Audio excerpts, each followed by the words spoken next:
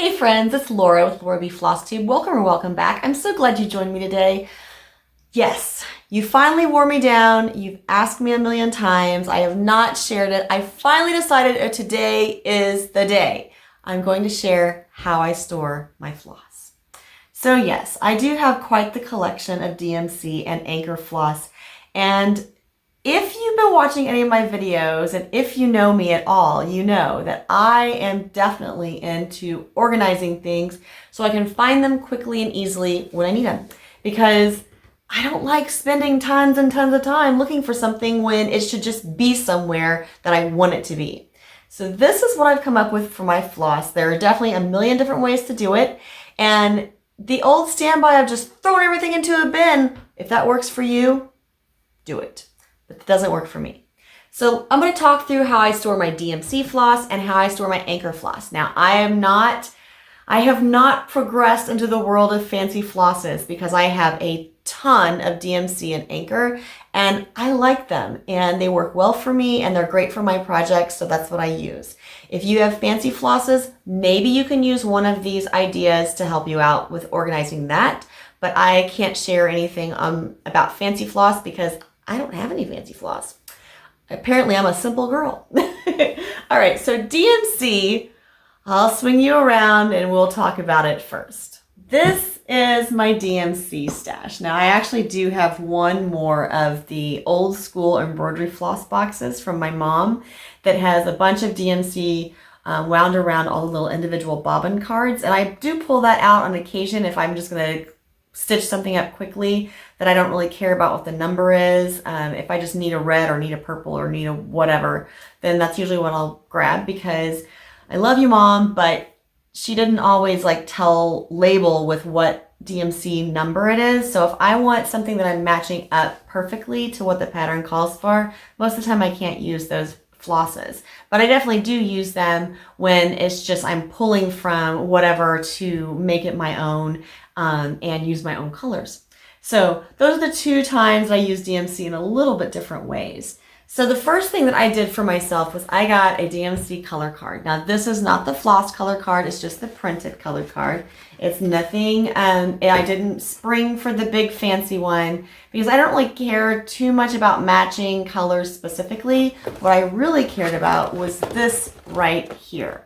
So I use this color number locator because it tells you what is in each one of these columns on the card. So there's 20. There's 20 different columns on the card that split all their flosses down. This card is a few years old. I believe there's some new colors out. I don't think I have any of those. So far, I haven't had any flosses that I couldn't find on the list to match up to my organization system.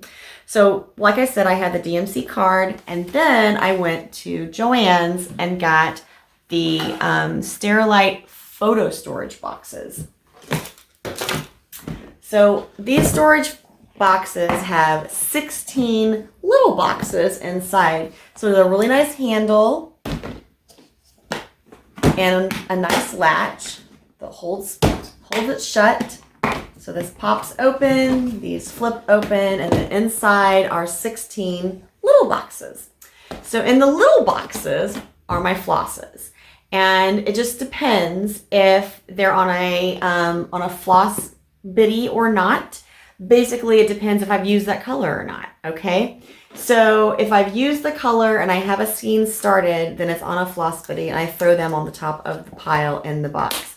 I don't worry about getting them in numerical order or anything inside the box because they're not really in numerical order on the card. It's by color family, not by color number. So that's how I have them broken down in my boxes. And I actually have two of these because there are 20 columns and there are only 16 boxes. So in the second box, this is kind of heavy when they have so many flosses and so many things inside them. In the second box, I actually have 19 and 20 have two boxes. Because I use a lot. 20 is like the gray and black shades family. There's the whites and all of the B5200 and white and ecru and all of that fall into the 20 column. And I have a lot of those just because I do the Prairie Schooler Santas. I do a bunch of Lori Holt stuff. And so I'm using B5200 and white a lot.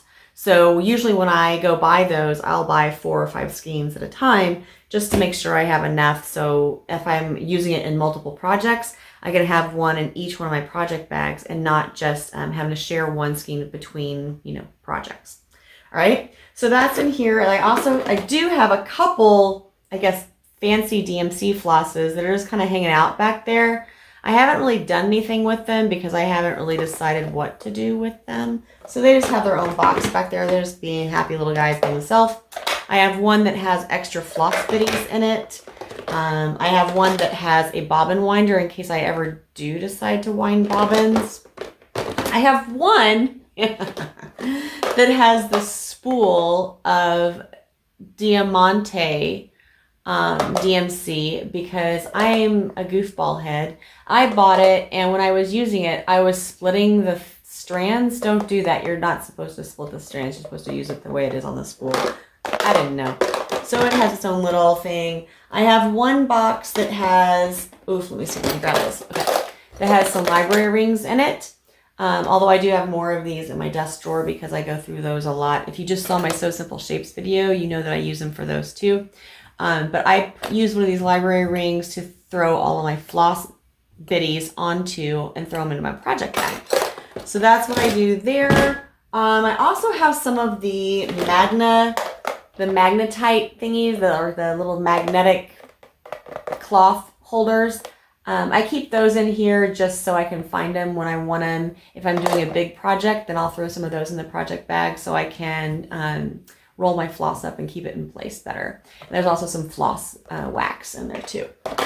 So this side is pretty much just like extra stuff that I use with my cross stitch projects, but not necessarily floss itself. So that's how I store my DMC. It's by the color card, by the column. So it's by color family based on their chart. And that is how that is done.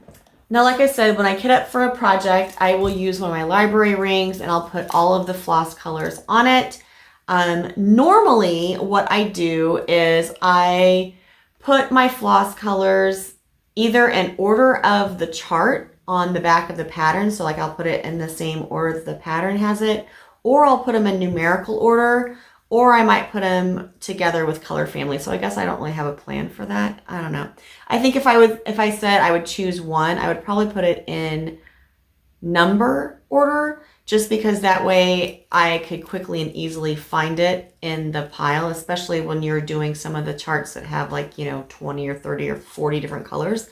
This one came out of one I just finished last night that will be shown in Floss Tube 57. So I'm not going to tell you what it is, but this little floss ring, all these little flosses will be going back into their respective boxes today because they're done in that project. All right, so that's the DMC organization. Let's talk about the Anchor spools. I really like the Anchor floss spools. I feel like the floss doesn't twist as easily as the DMC does, and I also just like the little spools because they're adorable, right? But the problem is, how do you store them? Because they're a little big. They don't fit in the boxes like I use for my DMC. And I don't want to leave them in a big basket because then how in the heck would I ever find what I wanted? So this is what I've come up with. It's not the most perfect of solutions, but it's working, and it's worked for a couple years now. So I'm going to go with, it's like a 80% there, right? It's not great, but it works. What I have done is I have put all of my Anchor floss in numerical order inside of these storage bins. And I got these at Joann's as well. I definitely use your coupon to get them because they're kind of pricey, just because they have a nice handle on the end. And then they have a latch on opposing sides. So like this side of the box is a double-sided box. This side of the box, the latch is over here.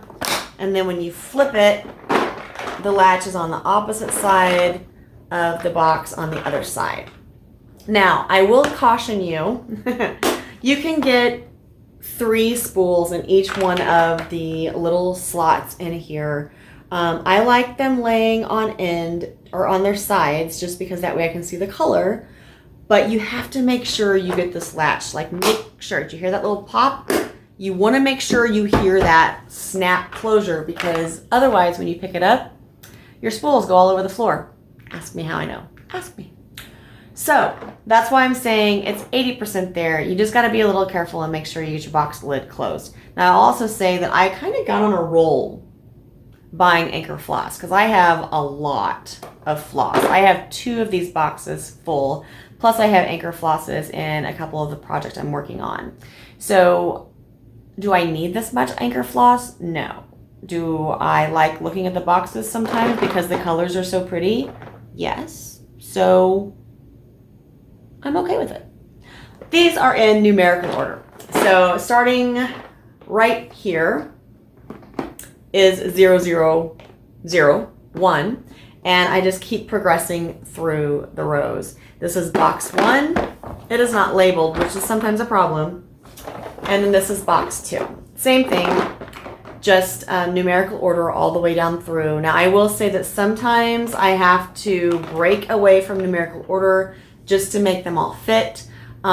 This is not great because if I went back to the store and I got a number that was between 2 that I already have, I either have to move everybody down or figure out a way to shift them around so they fit in there correctly. So like I said, not a great solution, but it's working. The one thing that I would say about the Anchor floss is that the difference between when I'm using Anchor and DMC is that when I'm using Anchor, I'm looking for the color. I'm not looking for a number. So when I look for an Anchor floss color, I really can just look inside the box and say, oh, I like that. And then just open the lid and grab that one out and keep going and say, oh, I like this blue and that pink and this orange, and just use them. I'm not necessarily looking for a specific color. I'm just looking for, blue or red or whatever. I'm not looking for a specific number color, I guess I should say, like I would with a DMC. So those are the 2 differences between the flosses. DMC, I definitely, if I'm going to be stitching something and I want to use the called for floss, then I want that number and I want that floss. Anchor, they're not on many patterns. I don't know if I've ever seen Anchor floss on any patterns that I'm using. So if I'm going to use Anchor floss on a project, then I'm just like grabbing a blue or a green or whatever color that I need, and doing my own kind of like color matching based on that. Now, sometimes I will look to see if there's like, using like the converter to see if there's a shade that's this perfect match to DMC, but to be quite honest with you, most of the time I just grab the colors I like and put together my own little color scheme for the Anchor floss. But that is how I store Anchor. That is how I store DMC. And I also have some Anchor flosses to put away because I finished another project that I'll be sharing in the next floss tube. So make sure you tune in to the next floss tube. It's floss tube 57, and you can see the 2 projects that I've completed that I'm putting floss away today after they were done. So yeah, that's my storage, my quick and dirty storage video on floss for DMC and Anchor. Hopefully you pick something up, or maybe you're just like, yeah, that sucks, Laura. You need to have a better system. And I would agree. For Anchor, I need a better system, but I just haven't put forth the effort and brain power to figure it out. Anyway, I hope you have a great day. I hope you're finding some time to create and craft and find some joy. And until next time, happy stitching.